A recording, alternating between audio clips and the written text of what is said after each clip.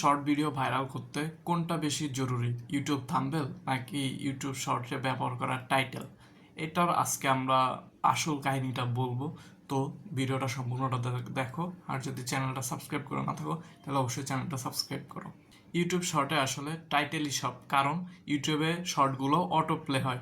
Thumbnail show হওয়ার আগে ইউটিউবে ভিডিওটা অন হয়ে যায়। ইউটিউবে থাম্বনেল শর্ট ভিডিওতে থাম্বনেল দেখার তত টাইম থাকে না। এই জন্য তোমার টাইটেলটা যত বেশি হবে, কি বলে, অ্যাট্রাকটিভ হবে, তত তোমার ইউটিউব শর্টটা ভাইরাল হওয়ার সম্ভাবনা থাকবে তত বেশি। তোমার টাইটেলে এমন কিছু ব্যবহার করো যাতে মানুষ কৌতূহল হয়, ঠিক আছে, প্রশ্ন করো টাইটেলের মধ্যে, ঠিক আছে, কিছু জানাইতে চাও, তাইলে তোমার ভিডিওগুলো মানুষের কাছে বেশি বেশি করে পৌঁছাবে আর ভাইরাল হবে। আর তুমি ভিডিওতে এইগুলো ইউজ করতো যে 3টি মারাত্মক জিনিস, 3টি কারণ, ঠিক আছে, বা 5টি আনওয়ান্টেড ফ্যাক্ট, এইভাবে করে তোমার থাম্বনেলগুলো বানাও, তো এইভাবে করে তোমার টাইটেলগুলো লিখো।